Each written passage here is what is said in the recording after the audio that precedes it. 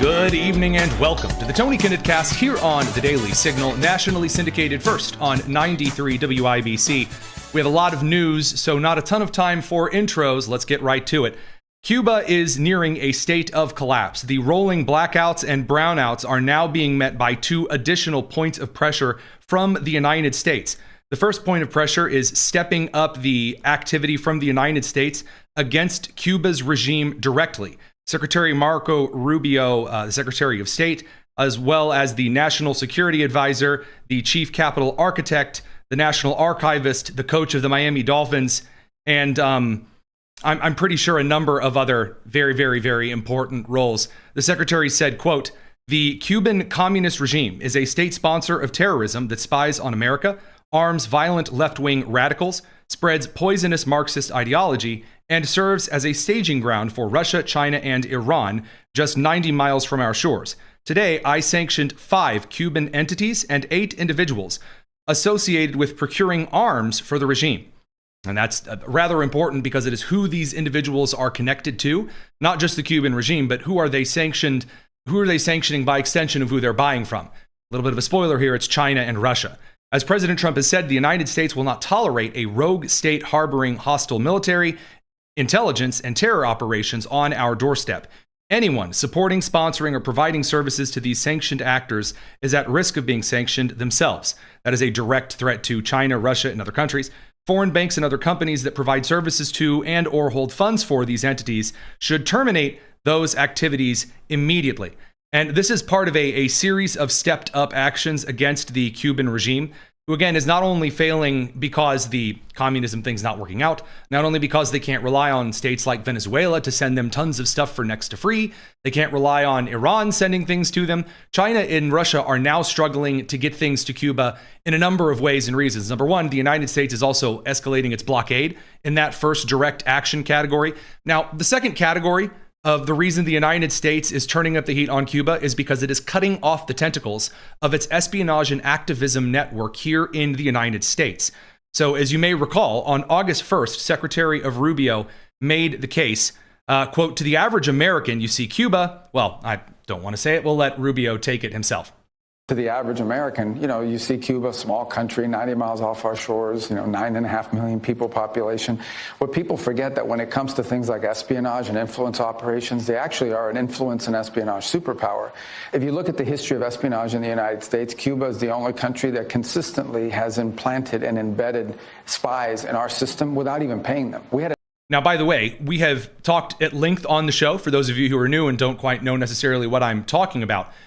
The Cuban espionage network in the United States acts as a kind of pseudo money laundering operation that allowed China, Russia, Venezuela, other key actors against the United States, including Albania, around the world to funnel resources to the Cuban communist regime, who would then encourage through its rather Cold War-esque activities through radio broadcasts and espionage, diplomatic wire leaks, as well as protesting in the United States and agitation, up to and including terrorist attacks. That's what Rubio is referencing there. An ambassador, a U.S. ambassador, who ended up being a Cuban spy and was recently convicted.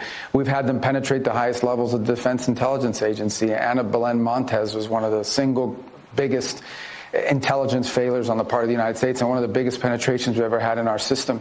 So, and then on the influence front, if you look all throughout Latin America, every communist left-wing insurgency that's destabilized governments across the region, every single one of them over the last 40, 50 years has found its support, its help, in many cases its birth from a Cuban influence operation. Now, the reason that this has Cuba a little bit spooked now is that not only have you seen individuals who are now being arrested and investigated for espionage, some of their secondary and tertiary influence networks, like Neville Roy Singham from the Chinese Communist Party and his wife, the founder of Code Pink, the radical women's activist organization, those in the influence network of Hassan Piker, the socialist streamer who's running around with a bunch of the socialist candidates. There's a little bit of moving too quickly, like too fast, too quick, with too much reckless abandon and arrogance on that crew's side over the last 5 to 10 years, that has now allowed the State Department and the Department of Justice to begin a series of very intensive, not just investigations, but prosecutions. And if Cuba doesn't have any influence network, then the last thing that it has to rely on is the drip, drip, drip feed from the Chinese influence network. And I mean financial influence at this point, not cultural or media or activism influence. And if the United States is blockading the Cuban island, and then additionally, the United States has effectively boxed China out of South and Central America. Again, remember, Secretary Marco Rubio just earlier this week signed a major agreement with Paraguay. Well, now you're looking at a totally different ballgame, and the Cuban communist regime, even with some of its market reforms, is starting to crack. Now, again, I said the influence operations of Cuba in the United States. Rubio also elucidated a little bit on that one. They were the same people you saw on the streets burning things in 2020. They then flip it around and they become the pro-Hamas protesters, and they flip it around and within 48 hours of Maduro's arrest have pre-printed signs outside the courthouse demanding his release. And then they're out there doing the ICE stuff, attacking ICE agents. There's nothing organic about it. It is funded, it is organized, and Cuba is a part of that network, and in some cases, a critical part of that network. And it's a network they will weaponize against us. And they talk about it openly, about how they will use that network to pressure American policymakers, not just here in the United States like Code Pink, but all over the world. Now, again, since the United States has largely boxed China out of its Belt and Road Initiative in South and Central America, Venezuela taken out of the picture, a lot of right-wing elections in South and Central America as well, since China's not directing some of the narrative anymore, this has a lot of U.S. communists and socialists very, very, very, very, very angry. And for a couple of reasons that are also rather hilarious to me. So the CIA is actually back to doing what it does best, which is screwing with the communists in United States South backyard. So not only has the United States been sanctioning, as of today, Cuba's military representative in Beijing over buying Chinese weapons for Cuba, which, by the way, correct. You don't just have to let China and Russia do things. All of the communists and socialists on the broader social media ecosystem, they're very, very, very, very angry about this. So is the UN. UN experts condemn a new series of U.S. sanctions as the humanitarian crisis deepens. The pearls came all the way out. And the UN Human Rights Council, you know, the one that appoints nation representatives of those nations in which women are consistently beaten, abused, like those Human Rights Council members of the UN says it's very, very troubling that the United States would sanction arms dealers. Yes, the UN, effective and whiny as ever. Now, we'll get to the other socialist side here in a bit, but there are a couple of examples that are based on the intelligence community ramping things up as well. So, citing two sources familiar with the effort, this was 3 days ago, Politico reports that the United States has expanded its intelligence presence on the island of Cuba in recent months. One source saying that the increased collection could support a range of future options, from intensified intelligence ops to potential military planning. Now, the report doesn't indicate that a military operation has been approved or is imminent, which is nice of Politico to say. Usually we're warning that the end of times is right around the corner. The increased focus has also been partially visible in open source flight tracking. Over the past several months, and here's where my heart shall be warmed, the United States has conducted a noticeable increase in U.S. Air Force RC-135 Rivet Joint Signals intelligence missions and U.S. Navy MQ-4C. It's like a Reaper drone with a little bit more oomph in the engine block and a little less on the missile front. Triton high-altitude ISR flights operating in the vicinity of Cuba. So essentially, the United States has all of these boats, and they're around Cuba, and saying, "Psst, Panda Express is not coming to save you." And then also, above, up in the sky, is it a bird? Is it a plane? No, it's the Sons of Creech flying wonderful drones right over your island. And it just so happens a lot of these drones may have captured some of the humanitarian aid that wasn't humanitarian aid being delivered by Code Pink and the Nuestra Freedom Libertad flotilla of nonsense to Cuba earlier this year by the Hassan Piker and far-left Code Pink socialist influencer network. Now, again, I told you that the pro-Cuba socialist influencers are crying. Here's how this is being responded to. The New York Times, by the way, also responded to this CIA secret Cuba task force, which I do find a little weird. Before we send the radio crew over to the commercial side of things, did we not all see the pictures back in March from the CIA on the CIA Twitter account, in which the CIA says, "Hey, here we are in Cuba, and we're having talks with officials"? Did any of you think the CIA stopped messing around in Cuba? Come on now. Come on now. Don't be silly. Radio crew, we're going to send you off to the commercial break. We got a lot more news to cover in the meantime here, so we'll catch you guys on the other side of it. It's the Tony Kinnett Cast here on the Daily Signal. Now, I promised you some full-level shenanigans and crying. Benjamin Norton, who I suppose covers foreign policy in the way that a thin, child-sized Afghan covers a grown man. So, like, really doesn't cover it well very much at all. Ben Norton says, while the U.S. empire tries to kill as many Cubans as possible with a barbaric, medieval-style blockade of the island, the CIA has set up a coup-plotting task force aimed at overthrowing the revolutionary government. It's reminiscent of the CIA task force that oversaw the Bay of Pigs terrorist invasion of 1961. The Trump administration has designated Cuba as priority one for regime change, alongside China, Iran, and Russia. Okay, quick pro tip to all of you out there that want to cover things. Something can't be priority one if it shares the spot with a bunch of other things. Then it's not priority one. That's not how that works. I can't say like, dear sweetheart, you're my favorite along with my 3 girlfriends. No. So the socialists are very, very, very upset, and they have a couple of reasons to be. And that brings us over. There's a lot of developing news, I should say, out of the Middle East. Saudi Arabia is currently in the process of mobilizing its military in both the north and the south. I'm waiting for a few details on that before I want to dive into that, because we're not quite sure right now as of how much of the Saudi military is being mobilized and where specifically. They're expecting attacks from Iraqi militias, which would be an insanely stupid move for the Iranians. Of course, the Houthis. We'll get to some of that in a bit. I want to talk more about the socialist influencer response, because Hassan Piker is having a really bad day. Now, you would think, you would believe, perhaps you would consider that maybe Hassan Piker would be having like the best day of his whole life. That it would be amazing, because after all, Abdul El Sayed, his little butter boy, just won in Michigan by a hair. And Hassan Piker getting very cocky and very arrogant.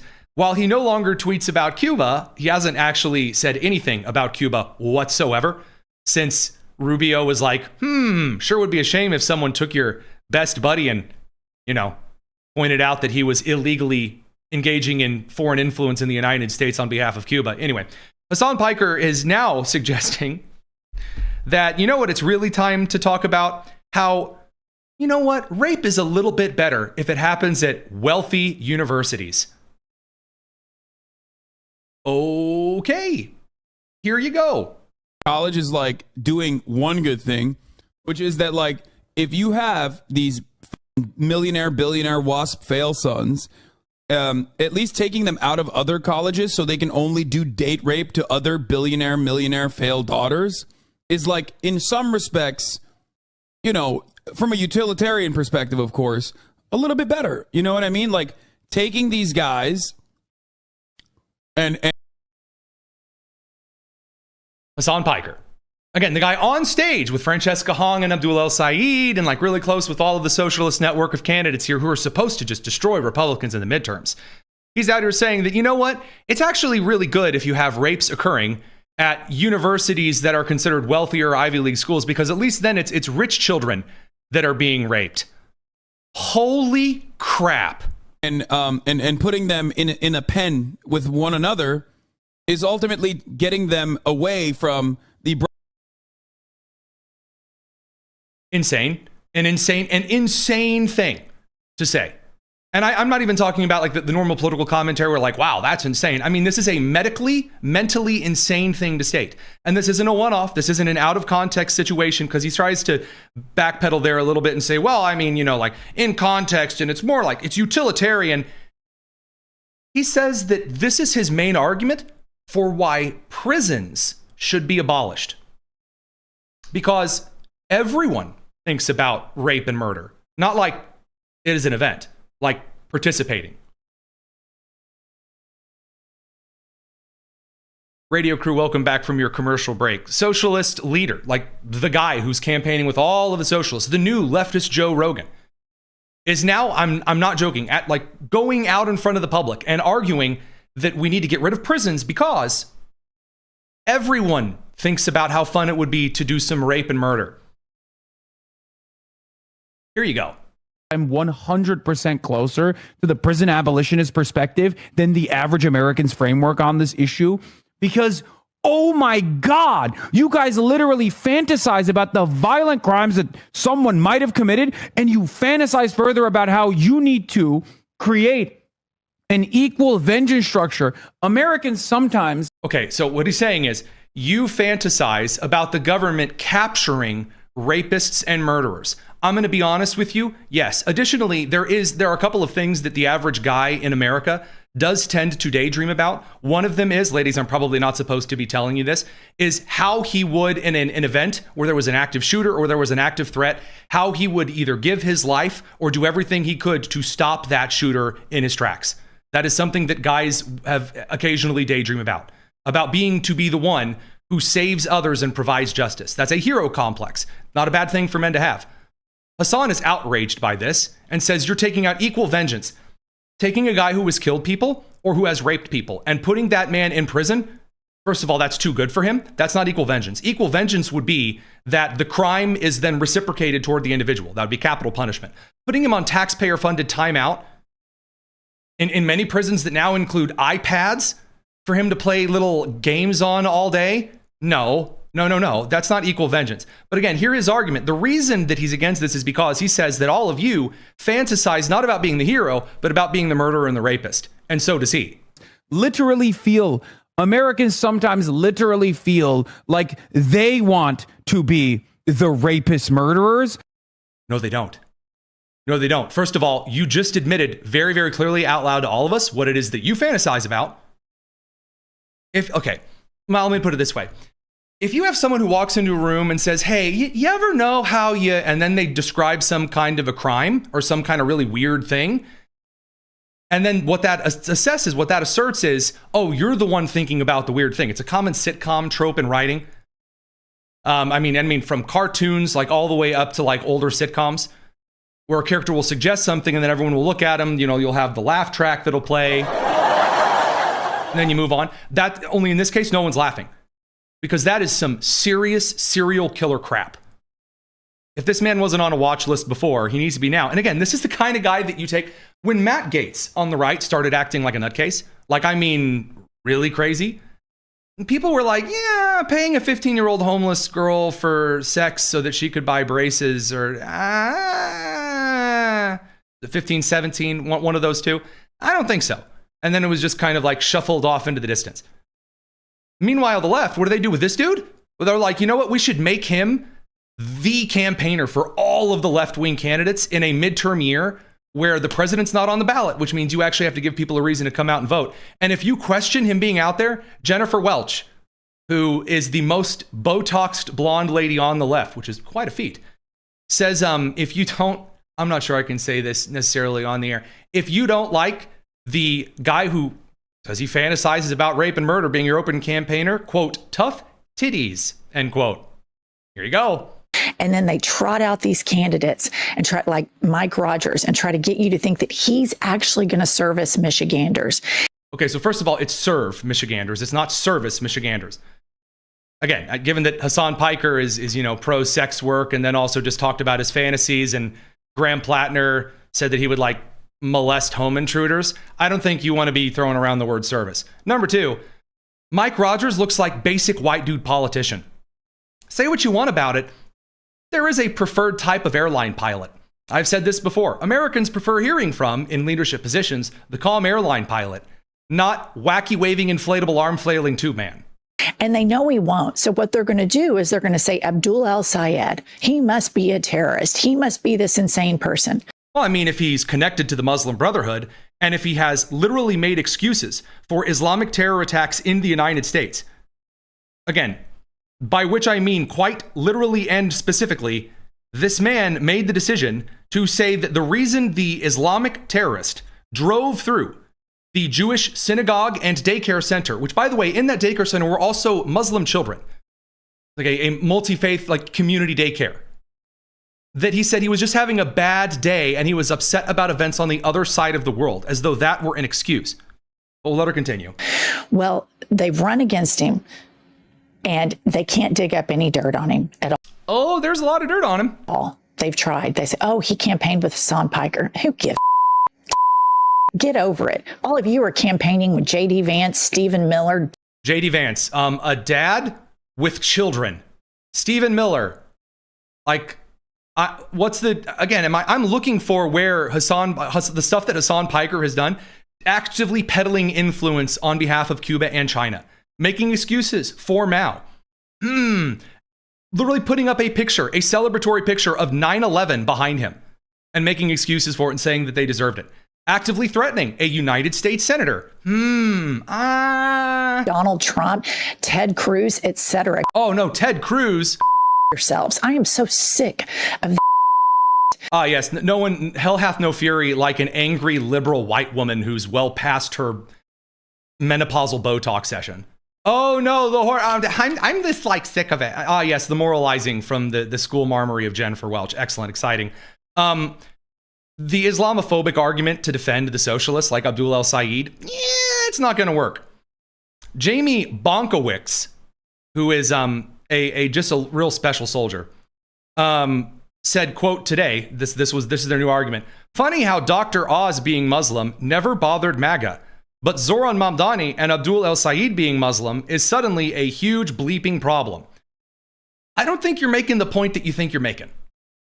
I don't think that's really the point you want to be going all in here, Chief. So first, if I didn't even know that Dr. Oz was a Muslim, had no idea. You know why? Because I don't care. He doesn't say weird, crazy crap. Doesn't bother me at all. Doesn't even in the slightest. The issue I have is when Zoran Mamdani and then Abdul El-Sayed get out there and say really crazy, insane, threatening crap. And then if you ask them about it, you're like, oh, I don't hate Jews and Christians. I just hate where they're from and what they do and who they are. Yes, excellent. Best of luck to you. Now, again, speaking of Zoran Mamdani, he's also having a really, really, really rough week. You'd think he would be having the time of his life. He started out this week on like a high note. Oh, crime is down 13%. Well, now there's concerns that people are really underreporting crimes, which is a big yikes because they don't think the police are going to do anything under Zoran Mamdani's leadership. But alas, we'll move on here. He is now getting slammed after promising a $10 billion a year bankroll to this agenda that he has for his administration. So he's basically promising to raise $10 billion a year. As of August 6th, he is only on track for roughly $1.2 billion on it from his new pied-à-terre second house tax and state aid. So Kathy Hochul has already bailed this boy out twice. And he is not even 20% of the way there in August to meeting his budget goals. That's not the worst thing, though. He's also getting booed off stage. Why? Because people know he's not at all for the safety of New Yorkers. I don't think so.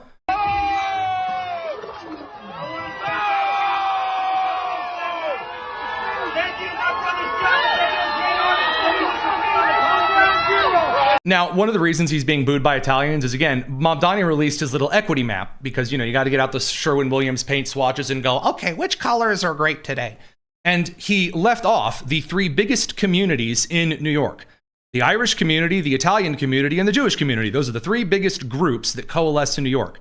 To make a little celebration map about like little Bangladesh, little Palestine, little Narnia, little Terabithia, little Panem, who knows? I mean, it was exciting stuff. Little Jumanji, at this point, it's just exciting things. And it turns out people don't really care for that kind of crap.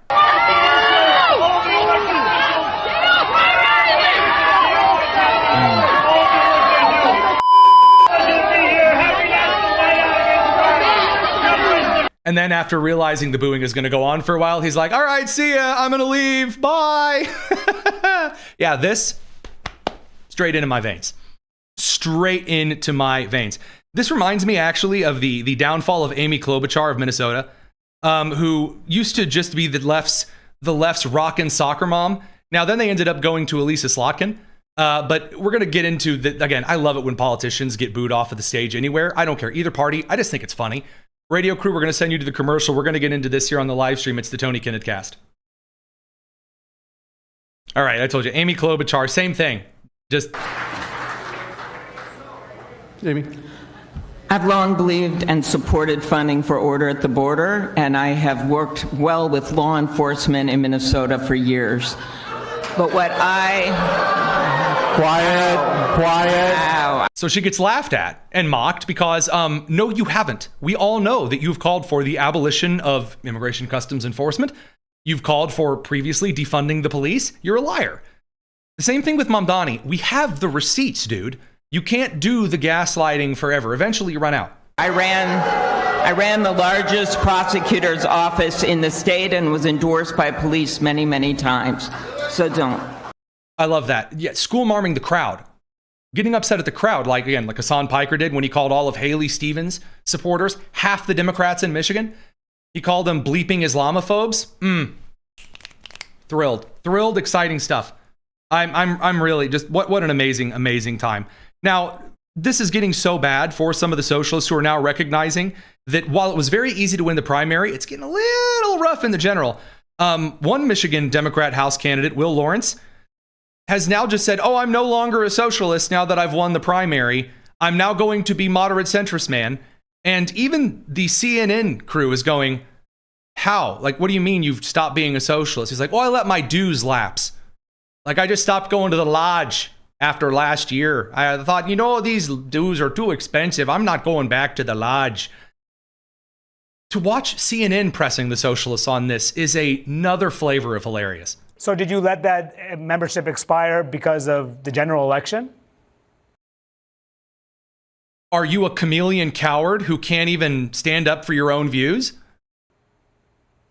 No, it's just because I want to make clear to my constituents that I'm here to represent them. So yes, I want to make clear that I am not with all of these crazy people. And also, please stop asking me questions. This is supposed to be CNN. Did you leave the Democratic Socialists of America? It was within the last month I let my membership lapse. Oh, I mean, wow. Incredible. Exciting stuff. I do enjoy it. Senator John Fetterman has made it perfectly clear that there's a lot of people in the Democrat Party as they're having their own special little split.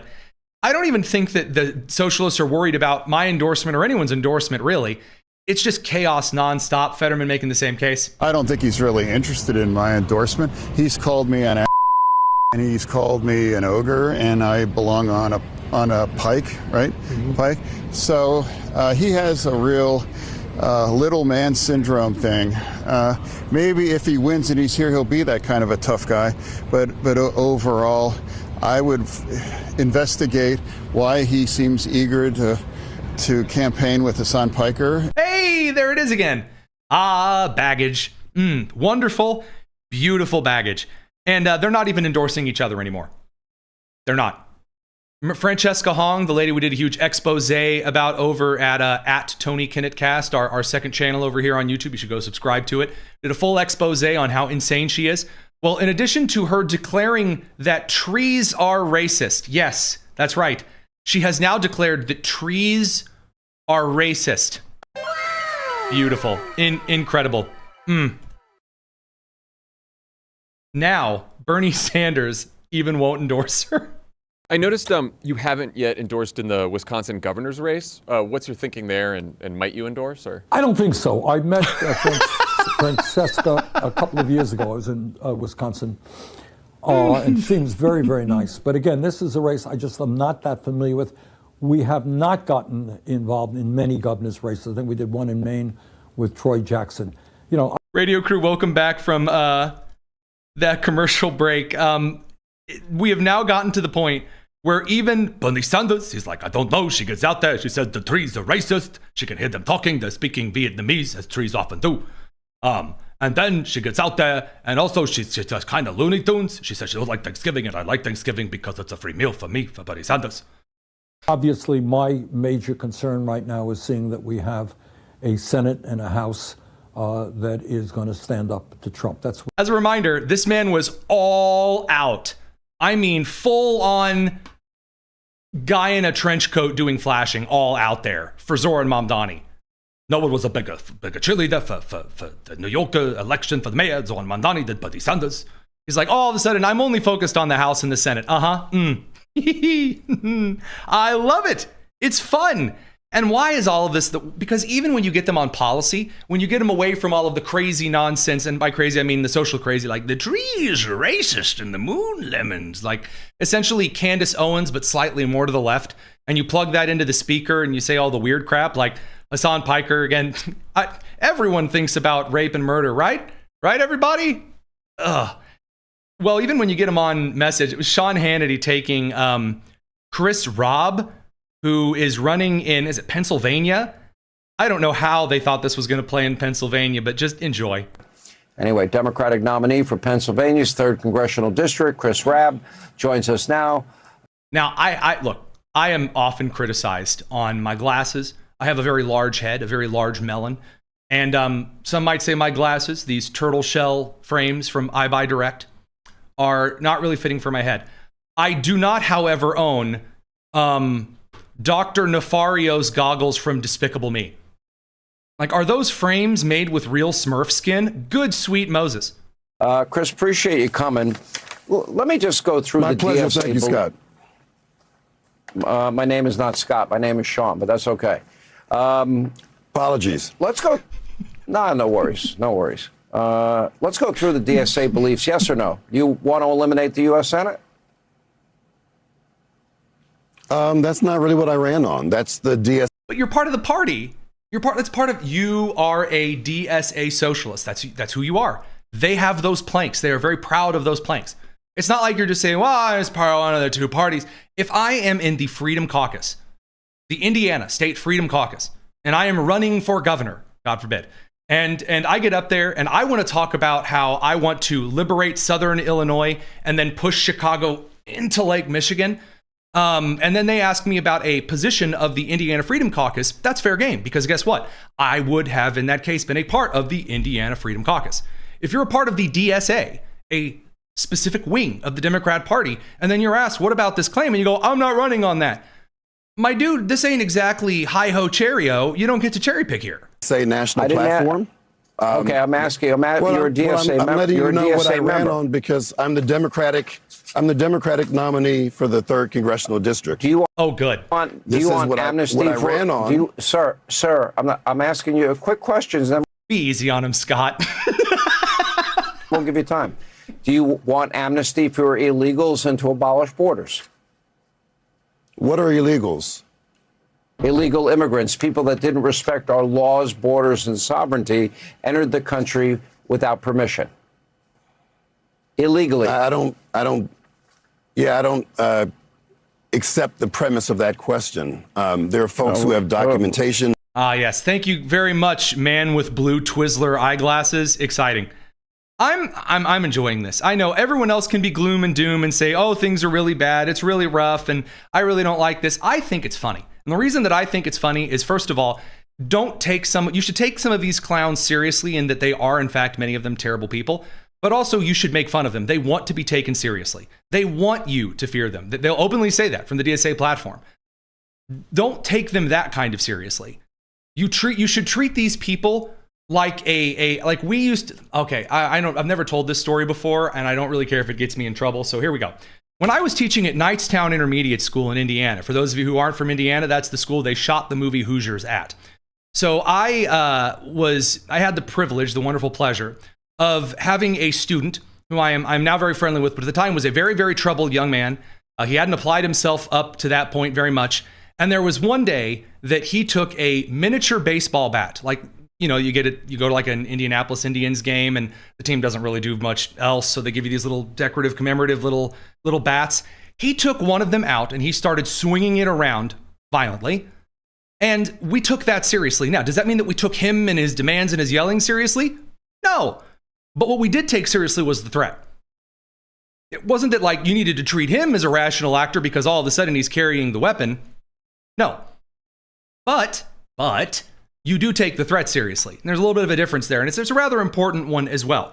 And by the way that you know this is that immigrants from other countries who have come here, who have escaped communism, well, one individual outside of Las Vegas, Nevada, or I should say in Las Vegas, Nevada, had this to say, and he's a survivor of the fall of South Vietnam to communism. I come from a communist country, a Vietnam.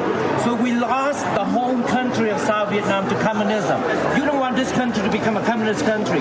Any communist country that don't give people freedom is not acceptable. You know, it's straight talk. It's right in front of you. You can say what it is that you like, but I thought we were supposed to really care about lived experiences.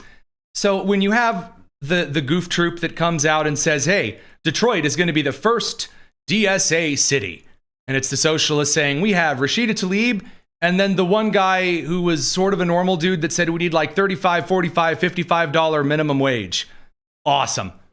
Best of luck to you.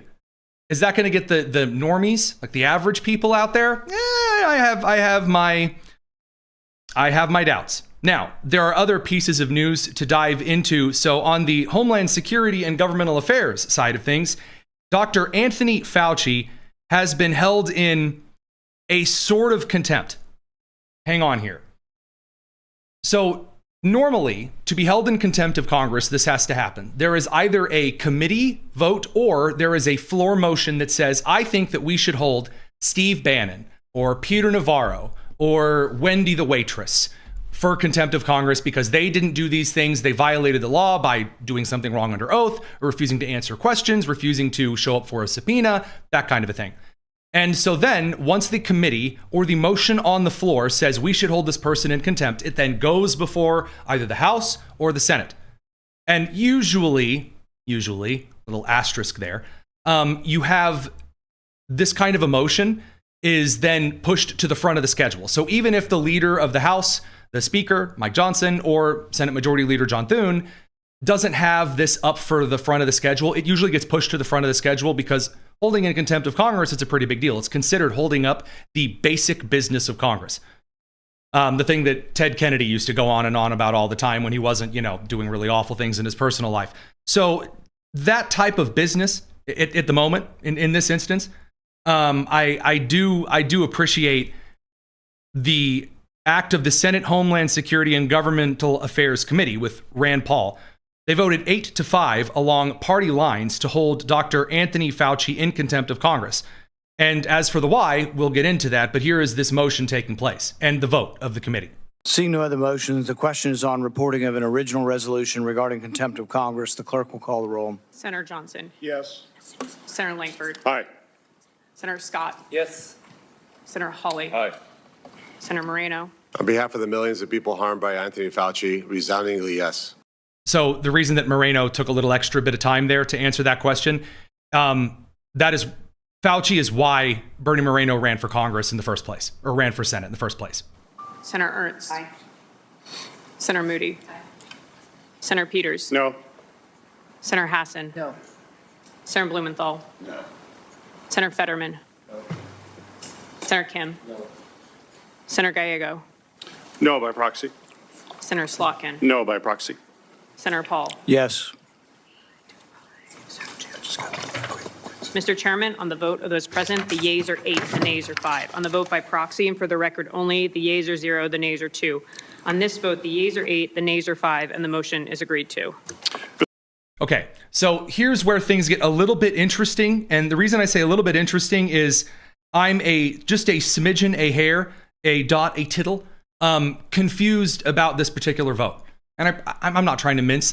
So many of you have reached out to me today that I've tried to dive through this. We have Cully Stimson from the Heritage Foundation, who also sent a little bit of something over just for you guys because I did not feel qualified to answer this question. So radio crew, we have to send you over to the commercial because it's past 7:45 p.m. Eastern. So we'll catch you guys on the back side of it. I'm going to explain what's going on here by the use of experts far better than I am. It's the Tony Kinnett Cast here on the Daily Signal. Okay, so normally, after a committee or a motion comes forward to have an individual held in contempt of Congress, either the committee holds a vote or the general, if you bring a motion before the House or the Senate, they vote on it right then and there. Usually less of a chance for that to work. Then in the Senate, you need a 60 vote, and according to the last rules, a 60 vote majority to actually hold that person in contempt. And then once that person by the Senate, by the entire Senate, well, by the 60 vote majority in the Senate is held in contempt, that is then sent over to the DOJ, who is very strongly advised with very firm finger pointing, go get this man or woman. Go get them and you bring them here. All right? That's usually the procedure here. It's a little different over in the House on the ratio, but in the Senate, it's according to the last rule, it's a 60 out of 100. That didn't happen here. Rand Paul immediately and directly referred after the committee vote over to the DOJ. So it's sort of a contempt, but not really in the same kind of contempt. So the law sets out a process according to Cully Simpson, and the past can give us some insight into the range of possibilities. Quote, the federal contempt of Congress statute can be found at 2 U.S. Code, section 192. In summary, it states that any person who has been summoned as a witness, either by the House or the Senate or the committee thereof, to testify and or to produce documents and who fails to do so, or who appears but refuses to do so, is guilty of a misdemeanor. The penalty if convicted is a minimum of 1 month in jail and up to 12 months, and a fine of no less than $100 and no more than $1,000. Congress can't adjudicate criminal cases, though, Cully Simpson points out, so federal law lays out what's supposed to happen next. Now, if they follow the letter of the law, the chairman of the committee, Rand Paul, or his staff, prepares a factual statement and then sends that to the president of the Senate, who is, as you know, not Senate Majority Leader John Thune, would be Vice President J.D. Vance under Article 1, Section 3, Clause 4. Now, from that point forward, the president of the Senate then moves to certify the contempt citation if they so choose, if Vance so chooses, and gee, I think I know which way Vance is going to go, and then sends that citation to the D.C. U.S. Attorney's Office. Now, then it gets into a little bit of a hairier question as to whether the U.S. Attorney Office must hold in contempt or can decide not to, or how aggressively to pursue it. Because again, Congress can't do the adjudicating here. The base seems to suggest, though, that the Department of Justice and the U.S. Attorney's Office, even with a committee vote, though it's not technically the same kind of contempt being held in contempt as a lot of media outlets reported today. And again, this frustrated me because I said there was no way that Fauci was going to be held in a full Senate vote committee contempt, or excuse me, a full Senate vote contempt of Congress. I even bet I would wear a Minnesota United soccer jersey if he was.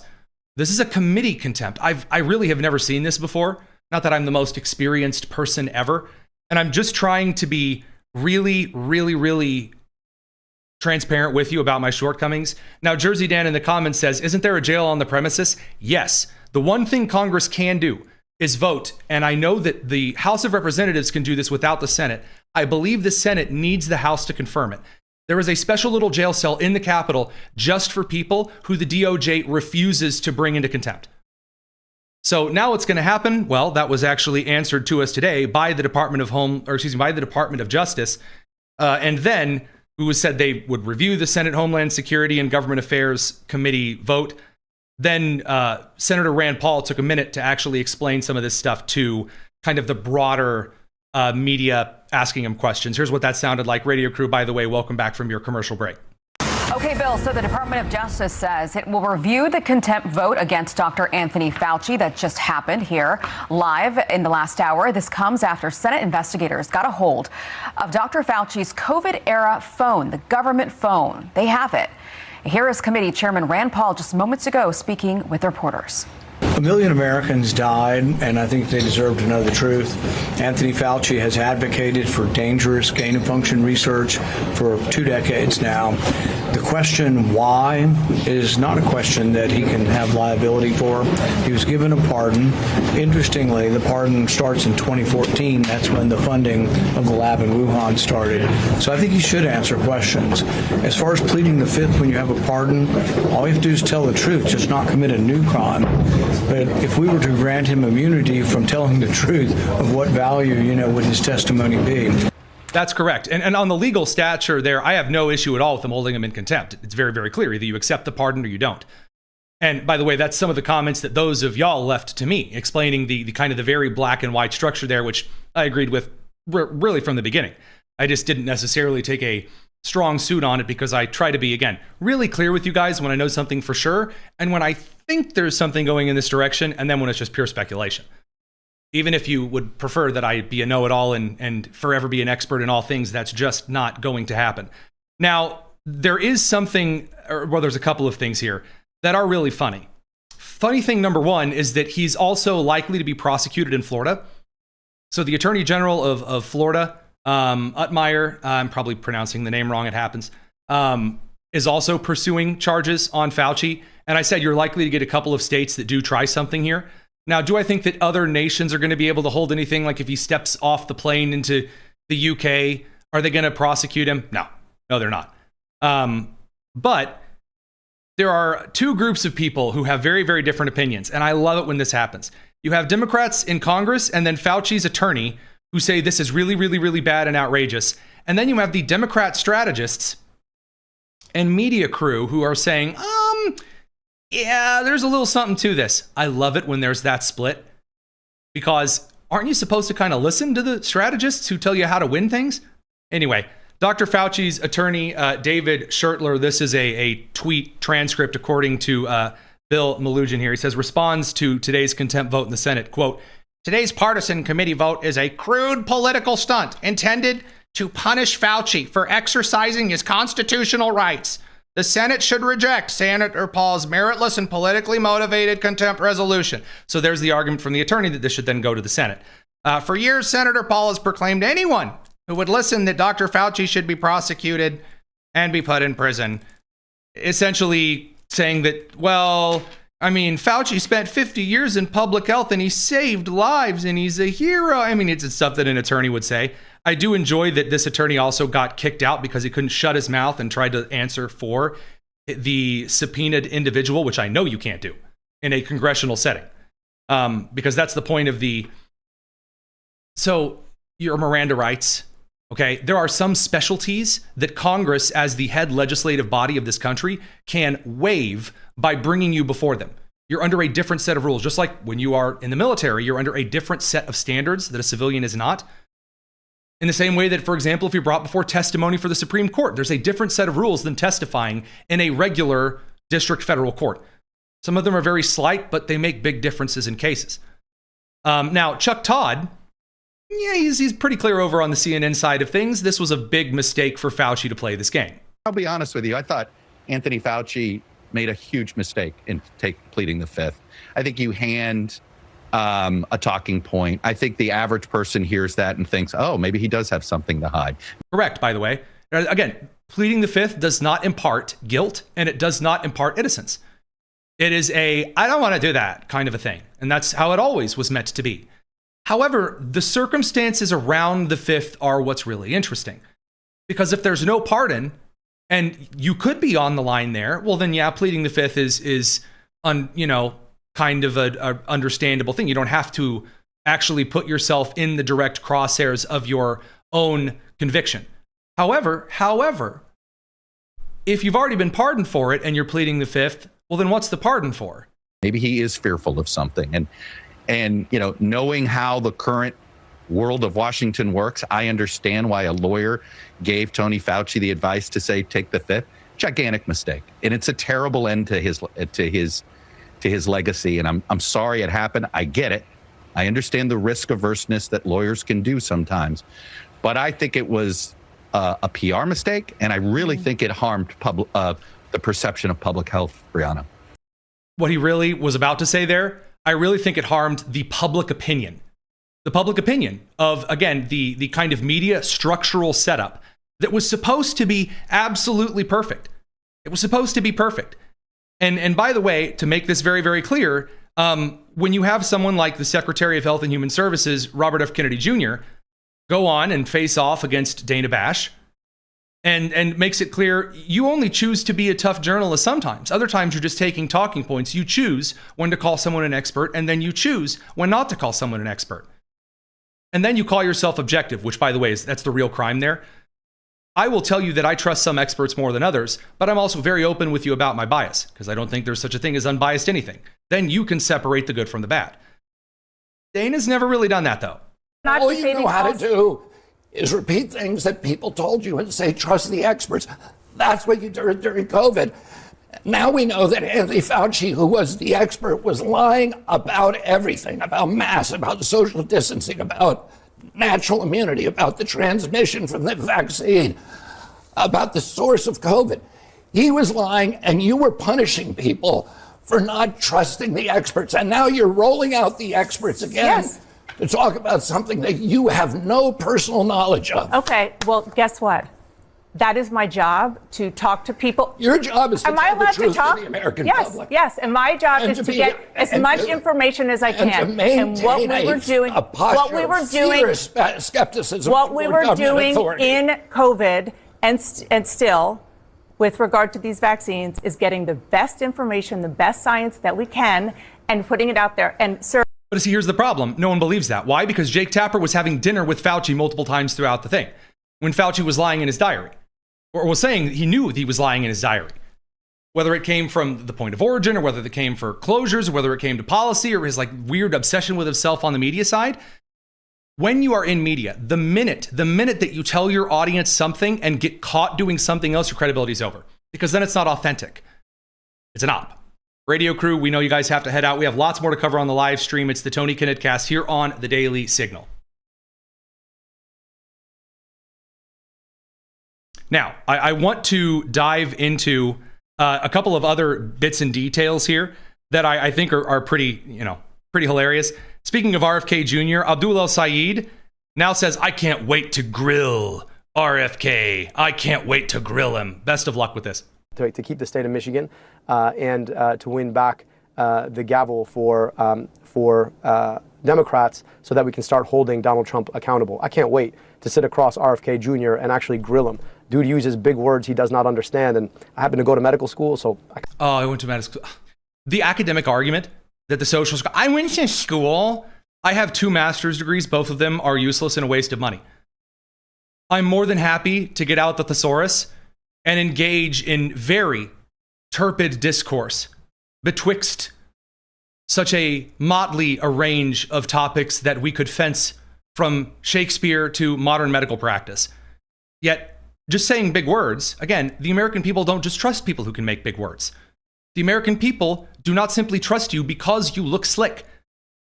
Going to school doesn't make you less of a used car salesman to the American public anymore. Kind of understand them. It is going to be a good time holding him accountable for all of the grift that he has pushed on the American public. Oh, yes. Yes. Lectures on grift from the DSA. Extra special stuff.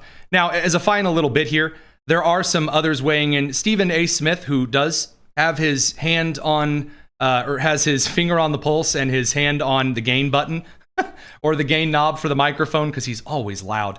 Here's his take on it. I don't think he's wrong.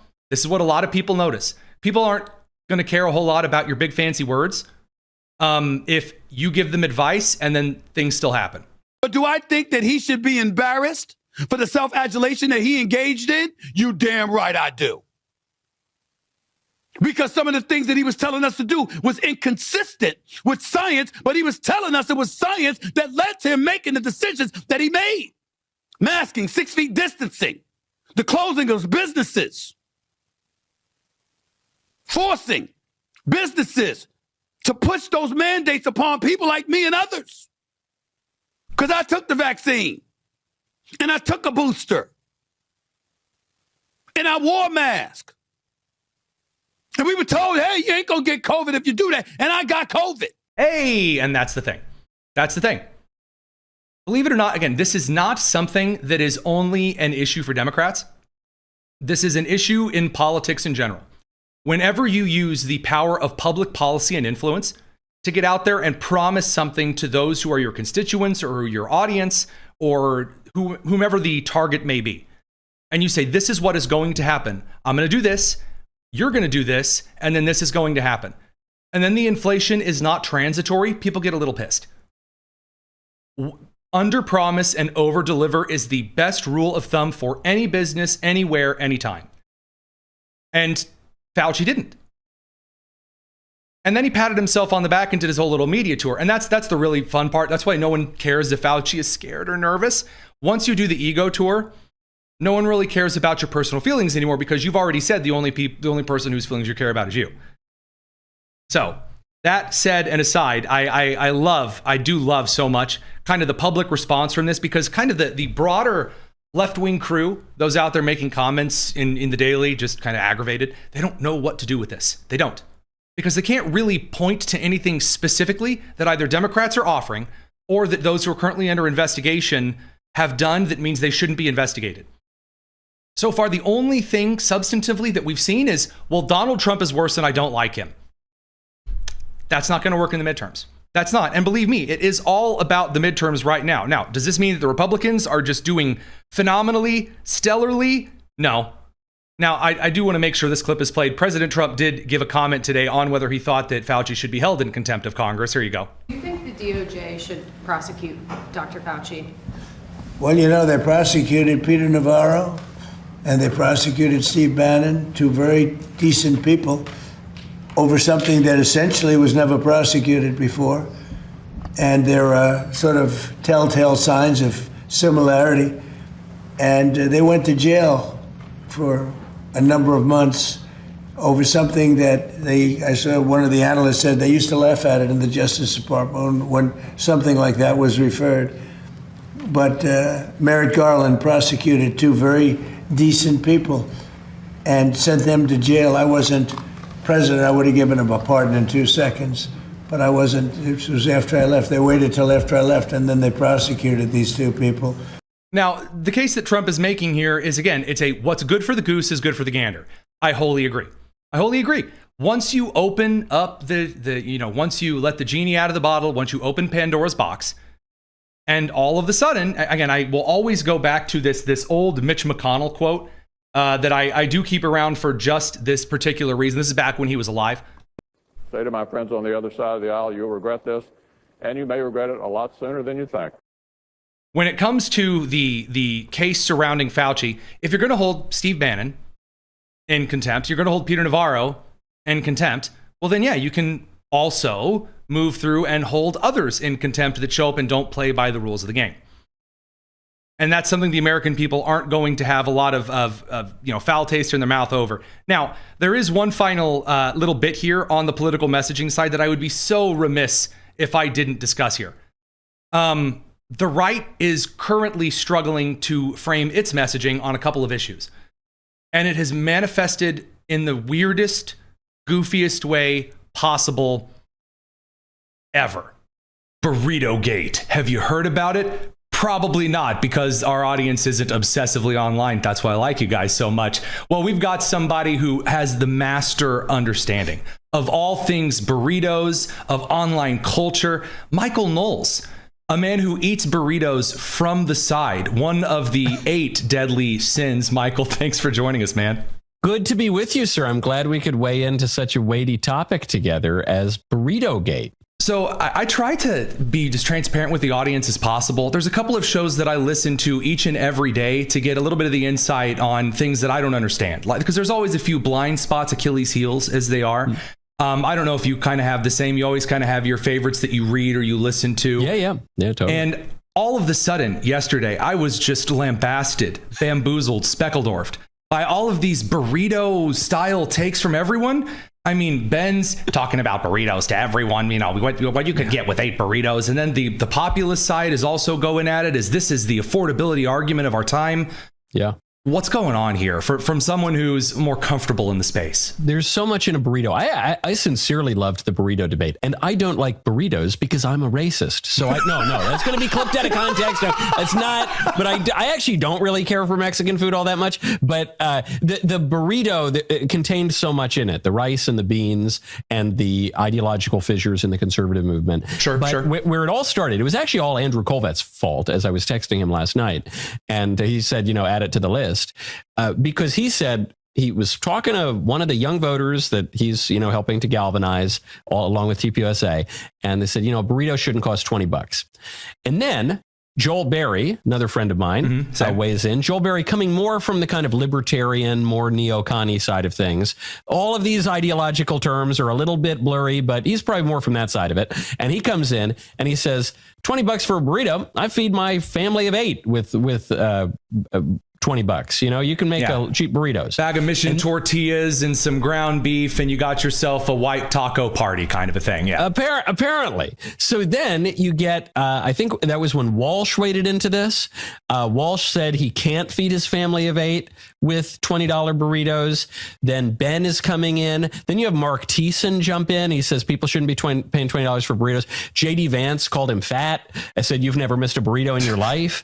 And then, it became very funny. I mean, it was this obsession with the right wing elected and media class all day long. Tell me you saw, because again, everyone's weighing in from their different ideologies, and you and I were making fun of this yesterday, the neocons and the libertarians and the populists and the traditionalists and the Nixonian integralists with the Teddy Rooseveltian half interfaciate. Like, my goodness. Mike Pence's Advancing American Freedom Group, they released a serious, honest to goodness burrito index of the cheapest burritos in the country. Like, they're just going all in. And I'm going to tell you, part of me doesn't care because, first of all, Qdoba is infinitely better than Chipotle. But also, I just don't. I don't think that this, it's obviously about affordability, right? And whether the economy is getting better and what's doing it. I've never seen a debate so accurately cast, everyone talking past each other. Yes, well, there's no question, because really, ultimately, I think where the disagreement lay is not even so much in economic terms or in affordability itself, but in how to talk to normal people who don't tweet about burritos all day, how to talk to normal people when the normal people complain about the economy. And here's where you saw a real divide between the neocon libertarian types and the more populist traddy types, which is that the neocon libertarian types at their worst worship the free market. Mm-hmm. They tend to make an idol out of the free market, not merely as an instrument for economic prosperity, but as some kind of highest good that we need to worship. And so there is an argument you'll often hear from those types that we just need to focus on the self and self-improvement, pull yourself up by your bootstraps, eat some ramen for a little while, get a better job, work 3 jobs. Well, not from Francesca Hong's ramen restaurant, but yeah. Yes, definitely not from there because you'll be poisoned, especially if you're a white guy. So you get that kind of focus. Right. And as personal advice, that is good advice. Yeah. But we're talking about politics here. And so you can't just ignore political solutions. We do live in a political community, and the free market is cultivated and regulated by the political order. It exists within the political community, and we actually do have sovereignty and rights to govern ourselves. So then you had the economic populists and the traddy types. They came in and they said, look, fast food should not be a luxury good. And so we need the cheaper price of burritos. And unfortunately they were only offering vague suggestions of economic intervention, and also brought in Iran and stuff to it as well. And that was the thing for me. It was one side said, well, the reason that burritos are expensive is because the federal government has all of the regulations, Medicare and Medicaid. And I thought, okay, that's a choice. And then the response was, oh yeah, well, we've been bombing Iran. And I'm like, man, what are you guys putting on these burritos? I have no idea. No. Well, and the irony of that too is, I was very skeptical of this second Iran intervention from the beginning. I just did, not because the mullahs don't deserve it, but I didn't think it was necessarily going to turn out well. Right. And I basically haven't changed my view at all. But the one thing that you can't put on Iran is the price of burritos, because actually the rise in the price of food has really leveled off. It jumped during the Biden years, and then it's tapered off. And in as much as the Iran war has affected energy markets, most of that even has been constrained right now. And you haven't seen a lot of downstream effects on the food. But really the disagreement came down to, how do we talk to people about this? And the neocon libertarian type said, you got to tell them that they're stupid ingrates and losers, and they need to make more money so they can buy burritos or cook cheaper burritos at home. And the more traddy populist side said, channeling their inner Benjamin Disraeli, they said, look, the palace is never safe when the cottage is unhappy. Mm-hmm. And, we actually have a responsibility to be sensitive to what our constituents are talking about. And furthermore, while you libertarians and neocons are calling us a bunch of socialists, you guys are ushering in socialism, because you know who's talking to the people who are concerned about affordability? The socialists are. So it's not really about burritos. It's about the fact that home prices rose 30% from 2019 to 2024. Wages rose 9%, and a lot of young people can't buy a home. Meanwhile, these 350,000 Haitians that the judges won't let Trump kick out, a lot of them do have homes. A lot of them do have mortgages. That was one of the arguments for letting them stay. But I would say that's why you got to get them out faster, because Americans can't get these mortgages in these homes. So, it was this sensitivity to, hey, can we be respectful to our constituents? And can we recognize their grievance and offer them constructive solutions to it? Because otherwise, guess what, libertarians? you're going to get socialism a lot faster than even you think. And usually being on more of the kind of, I don't know, the slightly freer-ish markets, I found myself very bizarrely in the middle here, and I've never found myself in the middle of anything in my entire life. But watching this, it's looking around and saying, okay, you have a lot of people now who are experiencing around the kind of lifestyle that used to $100,000 a year job in the Midwest would make happen. Yep. And now those are the kind of things that, well, you need $150,000, $200,000 a year job to make happen. And instead, people aren't, like, it's not as though the same number of $40,000 a year jobs we had 20 years ago are now the same number of people who have $100,000 a year jobs. I'm doing a horrible job of explaining that, but I think you get my gist. I barely passed intro economics. I don't, it's all makes sense. My executive producer just got his master of economics, and I swear sometimes I'm terrified to talk about it as though I'm going to get smacked on the wrist with a ruler. Right. No, but this is a real observation, which is, look, things are a lot more expensive now. Mm-hmm. And, the more neocon libertarian, like, free market side. But again, like the trads and the populists like free markets too. They just think about it differently in the place in the political order differently. Sure. But that side, they tend to say, well, look, if you want to reduce prices, you got to get rid of those tariffs. Just focus on deregulation, entitlement reform, which the populist side doesn't want to lean into. But then the populist side says, you want to talk about entitlement reform? How did that work out for Paul Ryan? That didn't play very well in 2010 and 2012. It allowed Democrats to say we were pushing granny off a cliff. And it was only when Trump came in and said, I'm not going to touch your entitlements, that we were able to get Republican government. And so is there any way to bring these two sides of the movement together? Yes. I've got a simple answer. Oh, sorry. That's what I was looking down at earlier, was finding Walsh and Joel Berry agreeing at the end of this. But I want to hear your take first before I had to double take. Well, the simplest answer is that the one thing that we can all agree on is that immigration, mass migration, illegal especially, but legal immigration too, has been driving a lot of this. You look at California and New York over the last 5-10 years, but I think especially the last 5 years, 100% of the cost of housing is due to mass migration. Yep. And nationally, it's about 60%. Migration is driving that. The suppression of wages, especially for the lower middle class and the working class, that owes a lot to mass migration. Slave labor tends to do that. Exactly. It does. Even the breakdown in social solidarity, where we're talking about how, look, guys, we're not just people serving an economy. We're a people with an economy to serve our political order. Mm. That breakdown in social solidarity owes a lot to mass migration and to these terrible policies, globalist policies that have brought a lot of people in, outsourced a lot of jobs, all the rest. So I think there's substantial overlap there. But the way that you can channel this for good, I think, is not to say, hey, you Zoomers and millennials who are feeling the pinch, you're a bunch of idiots. You're spending too much money on Starbucks and avocado toast.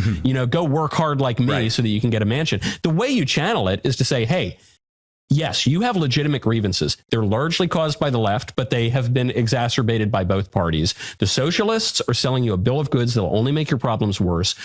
You need to work with us. We're bringing prices down now. We're trying to fix the underlying structures in the economy. Stay on the team, because if you don't grant the legitimacy of their lived experience, to use a left-wing term, if you just lean into my pal Ben Shapiro, who says facts don't care about your feelings, he's totally right about that.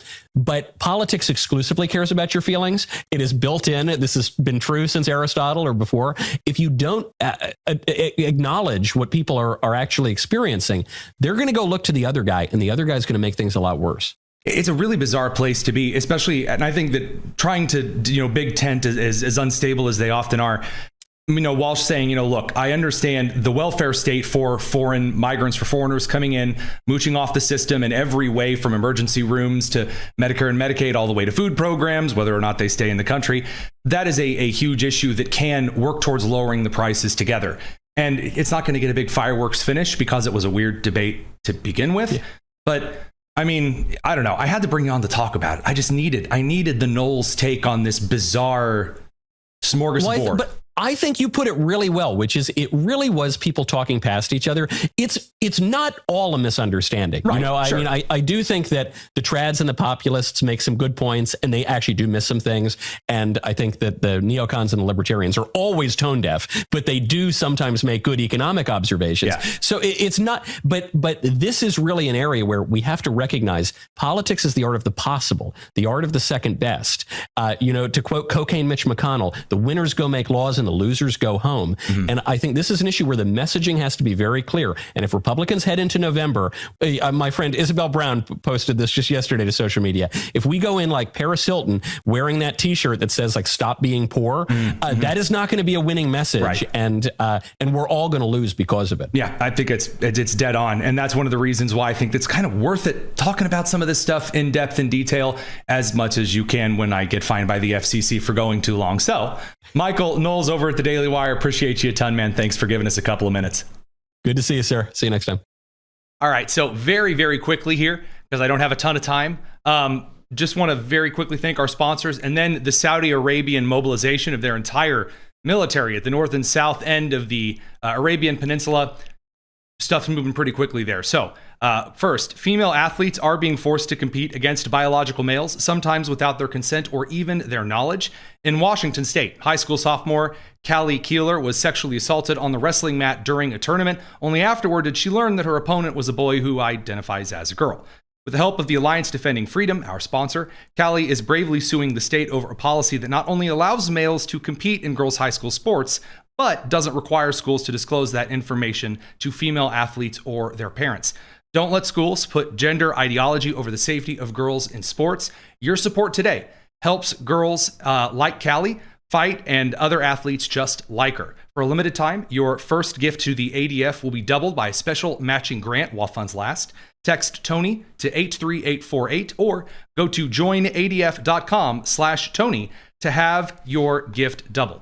All right, so very quickly here at the tail end of things, because I don't have a ton of time, but I do have a lot of news. Saudi Arabia has mobilized a huge chunk of its military, bracing for, quote, multiple coordinated attacks by Iraqi militias working with Iranian-backed Houthis, according to a Saudi official speaking with CNN, as the Middle East conflict threatens to continue to broaden in the region. Now, the official cited multiple intelligence reports from Saudi Arabia and regional countries. There is also a Saudi official who has now gone on the record to confirm this, that the Iranian-backed Iraqi militias in the the southwestern portion, or excuse me, the southeastern portion of Iraq could attempt to try to push into Saudi Arabia, quote, in coordination with the Houthis, who would theoretically be invading from Yemen into Saudi Arabia in some way in the very near future. And this being under the guidance of Iran's Islamic Revolutionary Guard Corps. So Saudi Arabia's official statement is they'll take all of the necessary measures to deal with any aggression. Right now, in the Middle East, I know the President of the United States said he expects a deal with Iran to reopen the Strait of Hormuz very soon. I don't think that's going to happen. And if you do see Iran, which appears to be trying desperately to get really, really close with Oman to try to stabilize their government in the Iranian regime, which is not doing well at all, what you're really looking for here is someone to act rationally.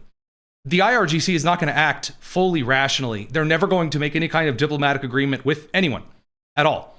In fact, again, pictures from the Iranians of missiles that they have that are written to the UAE that says, when the United States leaves, it's just you and me. It's like a cheap James Bond quote. The rest of the Gulf states are slowly figuring out there's never going to be any negotiating with Iran. Doesn't matter who you worship, doesn't matter whether you step on the same kind of sand, it's not going to happen. The only way to finish this off is to finish them off. Now, again, my opinion on this one, as you know, is to drop a MOAB on the Parliament building. And if there's collateral damage, well, that's war. Don't care. You know what you won't have to deal with if you hit the Iranian Parliament building with a MOAB? The Iranian Parliament. You know? Cool how that happens. Daisy cutters are a phenomenal tool of war. If they're going to hit power plants anyway, check out the power plants. Do it. Finish it. Seriously, that's my take. Don't kind of beat around the bush. It's the same. This goes back to actually the Fauci thing. If you're going to make promises, deliver on the promises. Deliver. And now it may take a little bit of muscle to make the delivery. Make the delivery. Don't wait. Go forward with it. Now, funnily enough, Reuters confirmed months ago that Turkey, Saudi Arabia, and Pakistan had a draft defense agreement in the pipeline. But as of tomorrow, Turkey's Erdogan is meeting MBS and Sharif in Riyadh. So what does this mean? Even Turkey's getting a little bit nervous about the IRGC that's no longer really taking orders from the parliament. That's also kind of the secret here. President Pezekian, President Pez Dispenser of the Iranian parliament, he said, oh, actually, we've meant to do all of this, even though they're firing at Qatari vessels and Chinese vessels, and in one case, even an Iranian vessel. The IRGC, a bunch of Islamic fundamentalists, are acting like Islamic fundamentalists. I know, shocker indeed. Now, the Joint Forces Command of the Coalition has stated as of August 7th, their time, obviously we're not quite there yet on by Mike Watch, the Joint Forces Command of the Coalition has cited that 11 civilians have been injured in the Najran region as a result of Houthi terrorist attacks. The Iranians thinking that they are just going to push Saudis out of the war with this. Nope. They're going to push them right into it. And then it is going to be, I won't say fun. I mean fun in maybe more of the sarcastic sense. Now, there are also explosions that have been reported in Keshem because the IRGC is shooting at different targets yet again. It's not clear yet whether there have been any instances of return fire. There is intense military activity currently being reported over Baghdad as of 8:22 p.m. Eastern Time, Thursday, August the 6th. And the Iraqi Counterterrorism Service forces have now been deployed to Baghdad's Green Zone. Ah, the Green Zone. So much fun. So many memories. So it's going to be an interesting couple of days. Do I think that there's like a peace deal right in front of us, right on the horizon? No. Nope. No, I don't think so.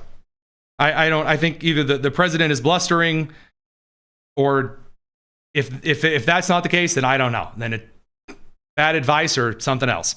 Very, very quickly here, because we're not going to do mail time again every night. I did want to get to 2 or 3 very, very brief things here at the tail end before we put you guys over to a quick interview on the Tony Kinnett Cast channel.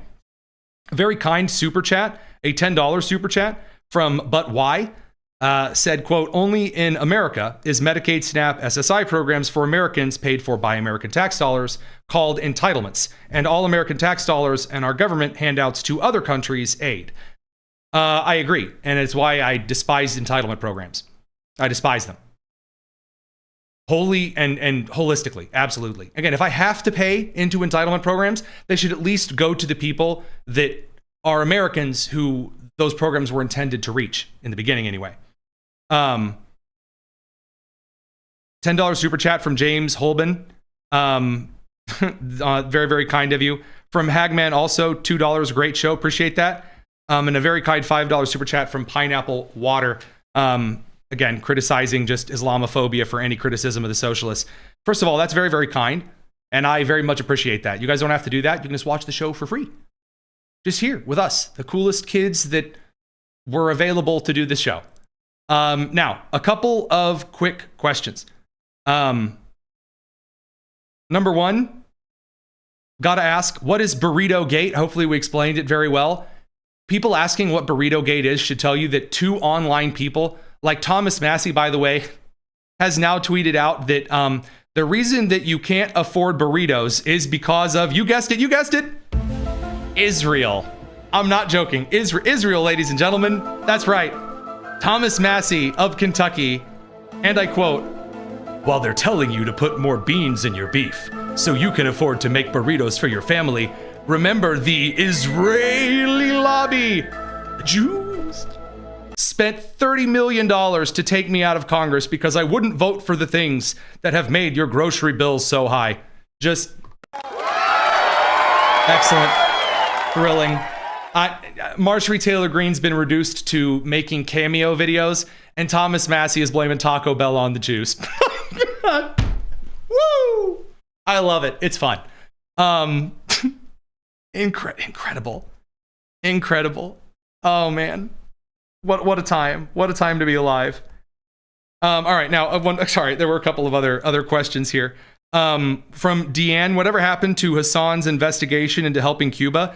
He was scared, now he's not. He's still not talking about Cuba. Like, not at length, he's not.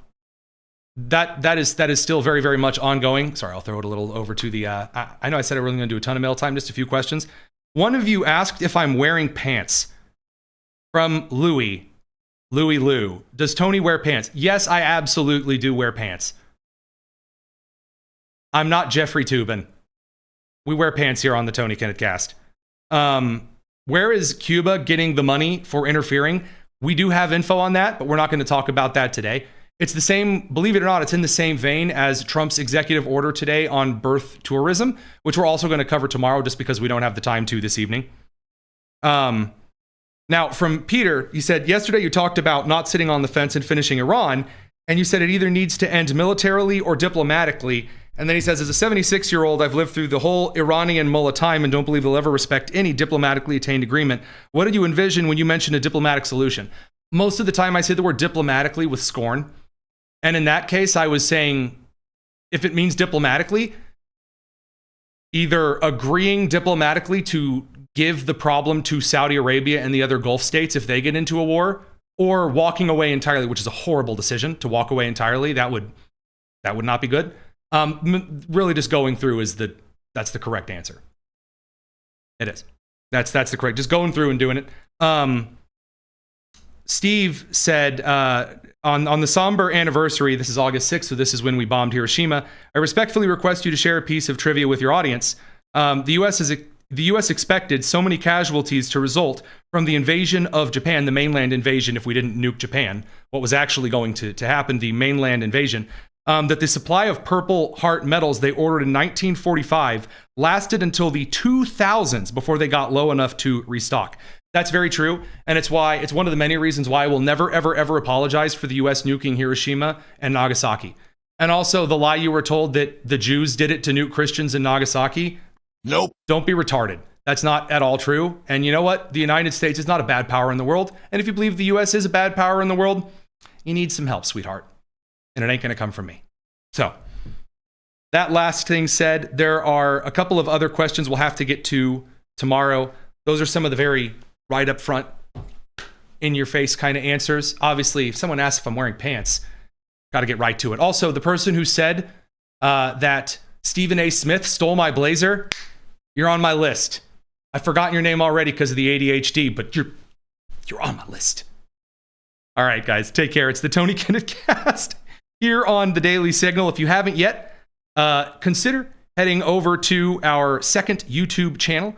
It's really cool. It's great. Some say it's the best channel on YouTube. All right, if there's anyone saying that, that's probably not true. But you should head over to our brand new our interview, little up coverage here with Representative Andy Ogles. I know a lot of you didn't stick around yesterday because we were having internet issues. But as you can see, all of the issues have been fixed. Did you notice the connection was stellar? It was crystal clear. It was crisp. It was fast. Yeah, that's right. No jinx for us today. It's the Tony Kinnett Cast here on the Daily Signal, nationally syndicated and first on 93 WIBC. Take care.